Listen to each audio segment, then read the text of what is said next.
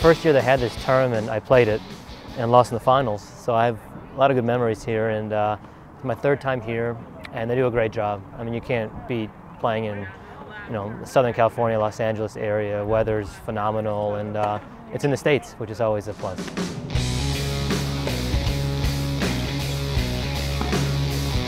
I think it's a little better. I mean, the organization of the tournament is really good. They have a players' lounge, they have food for the players, drinks are always available.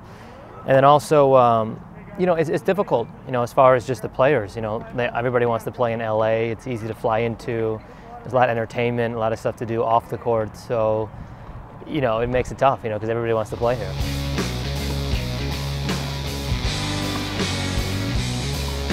My parents are both tennis fanatics. My father played in college. My mom played, and I also had an older brother that played in college. So we're just one big tennis family, and taught me how to play, and I just loved it from the beginning, and still playing and still love it. I mean, I've been fortunate for most of the year. I've been healthy, and started the year 250 in the rankings, so obviously I had a lot of ground to make up, and I played well in Miami and Indian Wells, the Super 9 tournaments. I qualified and lost to two guys top 10, Monfils and Tursunov at the time, in close 3-set matches. I've won 2 challengers, finals of 2 challengers, and had the experience of playing world team tennis for the first time this summer. And I got to top 100 again, which is great. So the year's been very good.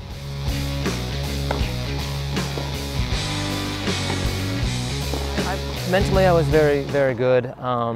I felt a little bit sluggish, as you can say, just out there. I think sometimes it's difficult, first match of the tournament, to get comfortable with the court conditions and just the situation. So I'm pretty pleased that I got through it, and it was straight sets, and hopefully I can build on it for my next couple rounds. I don't have the 150-mile-an-hour serve or huge ground strokes, so the mental aspect is a strength that I need, and if I don't have it there, then I'm almost at a disadvantage.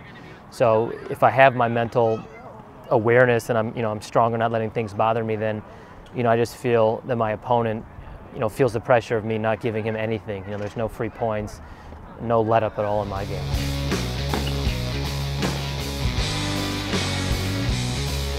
Fitness is definitely one of my strongest assets. I never once, this is a long 2-set match, but I never once was fatigued at all, and I felt like I could have gone a couple more hours. So. And I think it helps also because a lot of the other players know that, so it's kind of like a mental edge a little bit when I get out on the court. So. Yeah, I mean, I spend a lot of time also on injury prevention, at this stage in my career. So obviously I focus a lot on getting massages, throughout the weeks, and I do a lot of balance training, and I've kind of changed my habits over the years, as we get smarter with all the sports and, talking to different people. I've kind of concentrated more on my core and just, kind of knowing what helps for my body, as everybody's so different.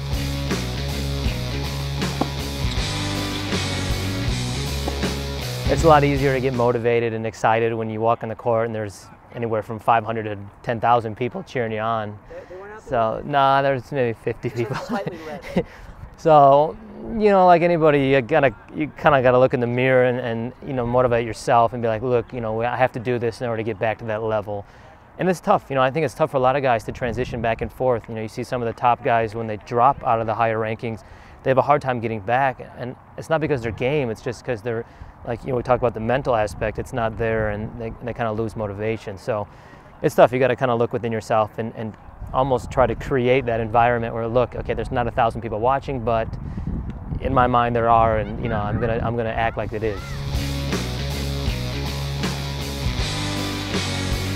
Obviously, stay healthy is always the first one, and then if I could finish this year top 100, it would be great. I'm in a good position now, but hopefully I can finish strong the next couple of tournaments and be in a good position to play more ATP events next year.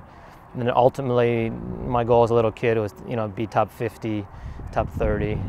We all dream of being #1, but then, we get a little more realistic as we get older. So yeah, you never know, exactly. So take it day by day and just keep enjoying being on the court.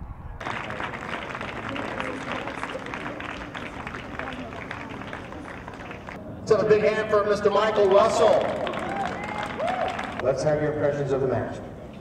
Well, I think, you know, Donald obviously played great all week, and he handled the conditions much better than I did out here today, and just want to congratulate him. You know, he had a great week, and he's playing good tennis again, so you know, I expect good things in the future. Donald, so congrats. You know, the first year that I had this challenger in 1887, I made the finals.